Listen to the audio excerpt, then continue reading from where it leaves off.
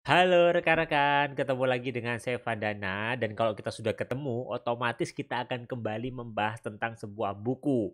Buku yang akan saya review kali ini buku dari Indonesia, jadi penulisnya adalah orang Indonesia, tapi bukunya menarik sekali dan kalau kita baca, kita akan bisa mendapatkan insight terhadap diri kita kaitannya dengan menjadi driver atau passenger. Nah, mungkin bagi rekan-rekan yang familiar dengan dua kalimat ini, bagaimana kita menjadi driver atau passenger, mungkin teman-teman sudah bisa mulai memahami dan mulai dapat gambaran. Kita akan bahas buku apa.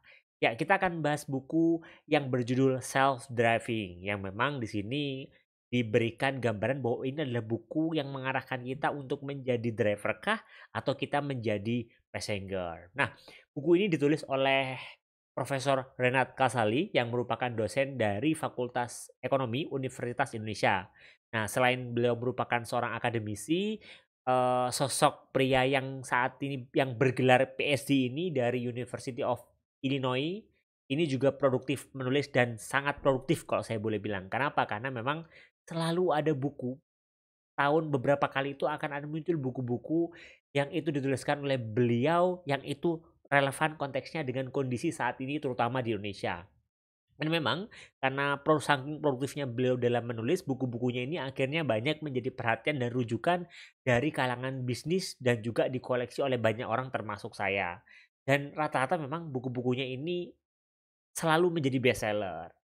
Nah, pada 4 Juli tahun 2009, Renat Kasali dinobatkan menjadi guru besar ilmu manajemen di Universitas Indonesia. Jadi, buku ini menarik sekali karena buku ini ditulis oleh akademisi, tapi kalau teman-teman coba untuk simak dan cermati dalam buku ini, tidak terkesan buku yang berat atau literatur teks yang berat karena beliau menceritakannya, menuliskan setiap story dalam buku ini dengan sangat menarik dan bahasa-bahasa yang sederhana serta dekat dengan keseharian kita.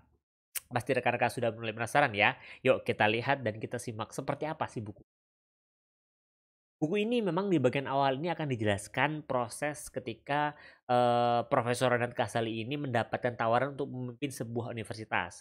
Tapi ketika dia memimpin sebuah universitas ini, dia diharuskan untuk belajar kembali, improve kembali sehingga akhirnya dia pergi ke salah satu kampus di Amerika dan memang di dalam perjalanannya studi banding ya atau melihat kondisi kampus di Amerika ini, beliau memberikan penjelasan kepada orang di sana kaitannya dengan dua istilah, yaitu tentang driver dan juga passenger untuk menggambarkan kondisi mahasiswa saat ini dan apa yang ingin dicapai di institusi pendidikan Indonesia di masa depan nanti. Ya, memang di sini sudah mulai digambarkan fenomena di Indonesia kaitannya dengan driver dan passenger ini. Mungkin rekan-rekan di sini makin penasaran, seperti apa fenomenanya? Nah, memang kalau kita sering kali bilang atau kita sering kali mendapatkan gambaran bahwa kalau dalam berbicara dunia bisnis, dunia usaha itu erat kaitannya dengan dibutuhkan orang-orang yang itu memiliki inisiatif tinggi, cekatan, sigap, tangkas, dan lainnya. Nah, memang dunia usaha itu secara nggak langsung menghendaki manusia-manusia yang disebutnya berkarakter driver. Yang nggak cuma berkompetensi tapi juga gesit cekatan dalam membaca situasi, melihat situasi, dan merespon sebuah situasi.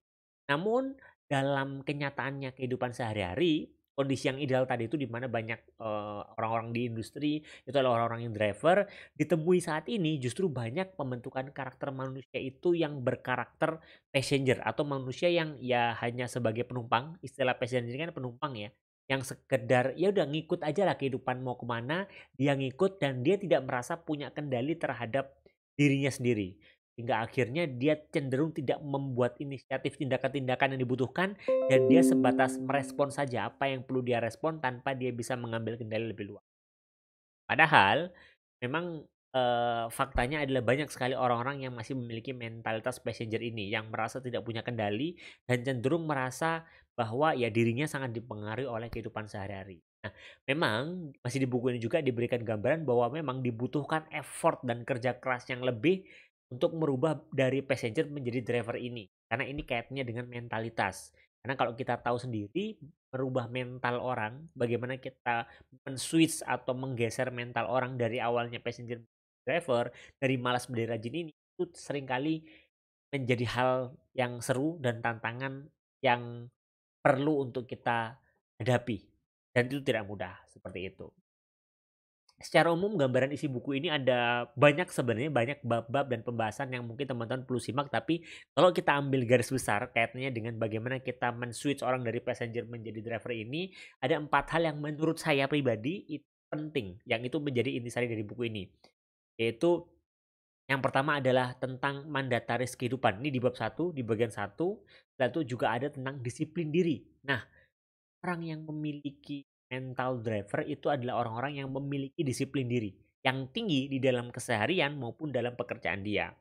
Nah, yang ketiga, salah satu juga ciri khas orang-orang yang bermental driver ini adalah dia berani mengambil resiko. Ya tentunya karena dia mengambil inisiatif ke depan, dia menghadapi ketidakpastian, maka resiko akan selalu ada. Nah, yang terakhir di bagian keempat, ada juga ada poin keempat yang juga penting menurut saya adalah bagaimana orang-orang yang memiliki mental driver ini growth mindset. Nah, penjelasan masing-masing pembahasan ini akan saya jelaskan di bagian selanjutnya.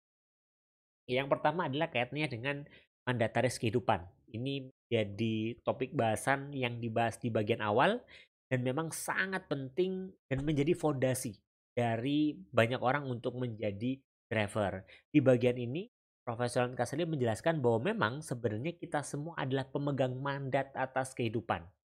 Kita dikaruniai kehidupan, kita diberikan kehidupan agar sebenarnya kita bisa melewatinya, bisa menjalaninya dan mengaruninya sendiri. Sebenarnya.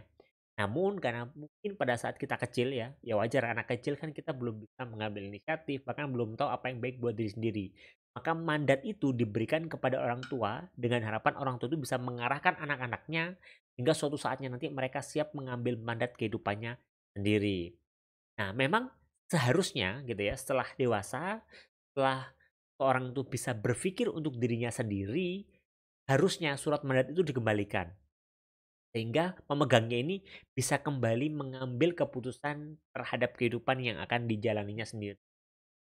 Namun, fenomena yang menarik dan masih dibahas di buku ini juga adalah ada yang menggunakan surat mandat itu untuk benar-benar tumbuh dan berkarya. Dia benar-benar mengambil kendali kehidupannya, dia tidak terkekang pada keterbatasan dan dia terus mengeksplorasi dan mengambil inisiatif baru yang dibutuhkan dalam kehidupannya.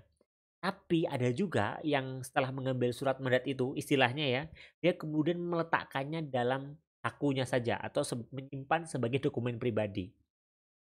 Nah, orang-orang yang kemudian hanya menyimpan surat kuasa atau surat mandat kehidupan di sakunya ini atau dia simpan aja inilah yang akhirnya seringkali menjadi orang-orang yang memiliki mental passenger. Yaitu orang-orang yang tidak punya kendali atas dirinya sendiri sehingga orang-orang ini cenderung gampang stres, gampang tertekan, dan gampang putus asa ketika menghadapi kesehariannya. Setelah itu, bagian kedua juga akan masih dibahas tentang disiplin diri. Di bagian ini akan dibahas modal dasar seorang driver dalam menjalani kehidupannya, yaitu disiplin diri dalam beraktivitas sehari-hari, disiplin diri dalam menjalankan aktivitas yang memang dibutuhkan kedisiplinan yang kuat di dalam dirinya. Disiplin di buku ini juga dijelaskan bahwa disiplin tidak hanya kita melakukan sesuatu sehingga kita terbiasa menjadi kebiasaan sehingga kita disiplin. Tapi disiplin di sini berhubungan dengan komitmen diri kita. Bagaimana kita bisa berkomitmen terhadap diri kita dan juga terhadap banyak hal di dalam kehidupan kita. Walaupun kondisi di sekitar kita berubah, kalau kita senantiasa berkomitmen, maka kita akan selalu siap menghadapi kenyataannya. Karena ketika ada sesuatu halangan, tantangan, kita nggak akan mudah goyah. Orang-orang yang berkomitmen akan meyakini komitmen dan akan terus berpegang teguh pada apa yang telah dia komitmenkan. Sebenarnya kalau berbicara disiplin diri juga, di sini ada 3 hal yang dibahas. Yang pertama adalah force disiplin, yaitu disiplin yang itu diciptakan sama lingkungan. Kita disiplin karena lingkungan di sekitar kita. Contoh misalkan kalau misalkan kita mengikuti pendidikan tentara, force disiplin ini adalah kita dipaksa dengan kehidupan tentara untuk hidup disiplin. Sedangkan yang kedua adalah self disiplin, yaitu disiplin yang muncul dari dalam diri kita sendiri. Yaitu kedisiplinan yang karena kita telah melakukannya dengan terbiasa sehari-hari sehingga akhirnya itu menjadi bagian dari diri kita. Dan yang ketiga adalah indisiplin. Disiplin itu sudah jelas berarti adalah orang-orang yang tidak disiplin di dalam keseharian. Nah, di bagian ketiga, salah satu ciri-ciri orang yang memiliki mental driver adalah berani ambil resiko. Ya karena dalam kehidupan sehari-hari di depan kita itu tidak semua hal itu bisa dilihat dengan jelas. Nah, orang-orang yang memiliki mental driver akan terus maju, berbeda dengan orang-orang yang memiliki mental passenger yang ketakutan dan merasa ragu untuk maju. Nah, karena orang-orang yang memiliki mental driver ini maju, otomatis yang dihadapi adalah ketidakpastian. Nah, ketidakpastian ini ada konsekuensinya. Ini kenapa orang-orang yang memiliki mental driver harus berani dan biasanya berani mengambil resiko. Yang penting maju sambil dia mulai menyesuaikan diri dan dia mulai bersiap terhadap resiko tersebut. Kalaupun ternyata resikonya ada, ya dia mulai mempersiapkan diri. Gitu rekan-rekan. Karena memang ya kita nggak mungkin hidup dan menjalani kehidupan kita tanpa ada resiko. Kalaupun mungkin kita pernah bertemu dengan orang yang belum pernah melakukan kesalahan, bisa jadi karena memang sejak awal dia belum melakukan apa-apa. Yang keempat dan yang terakhir dibahas kaitannya dengan growth mindset yang juga menjadi syarat bagi orang-orang yang memiliki mental driver. Growth mindset ini diambil dari istilah yang dituliskan oleh Carol Dweck yaitu kaitannya dengan buku mindset. Nah, Carol Dweck ini menemukan bahwa orang-orang atau anak-anak yang selalu mendapatkan kemudahan di dalam kehidupan, di dalam keseharian, dalam sekolah, ataupun dalam pendidikan, ataupun dalam kehidupan sehari-harinya akan memiliki tendensi mempunyai, fixed mindset dalam dirinya. Fixed mindset itu adalah cara berpikir yang terbentuk saat seorang itu selalu mendapatkan kemudahan, akibatnya dalam pikirannya ya hidupnya itu mudah saja dan otomatis ketika menghadapi kendala dia akan menjadi, tidak terima, stres dan tertekan. Efeknya adalah orang-orang yang merasa hidupnya terlalu mudah ini memang akhirnya kadang nggak menghargai atau kurang menghargai proses kehidupan, proses belajar yang harus dilewati dengan kerja keras dan perjuangan. Karena dia merasa orang fixed mindset merasa bahwa dia tidak perlu susah-susah karena ya itu sudah mudah lah, tidak perlu dia berusaha payah untuk tumbuh karena ya dia sudah cukup dengan dirinya saat ini. Nah, masih di buku ini juga di bagian keempat ini, eee, dibahas kaitannya dengan ternyata banyak para para penemu-penemu besar kelas dunia ini yang memiliki IQ tinggi ya, justru tidak berprestasi.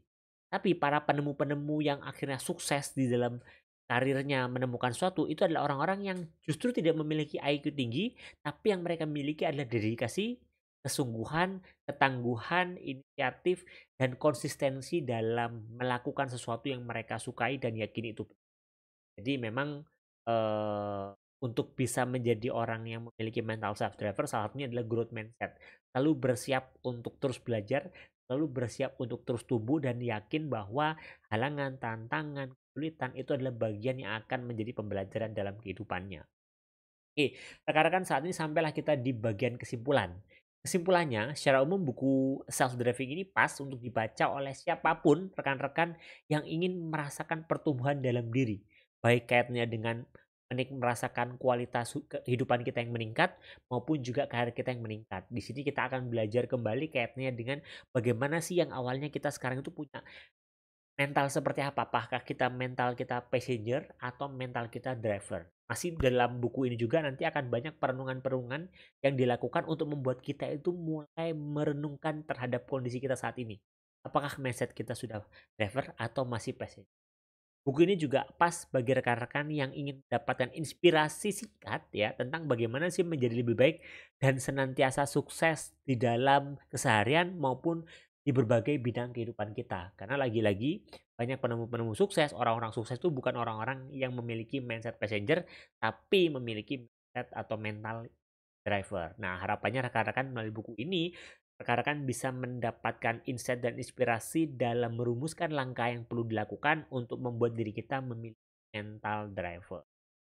Mungkin itu rekan-rekan untuk review buku kali ini. Moga-moga bermanfaat dan sampai ketemu di review buku selanjutnya.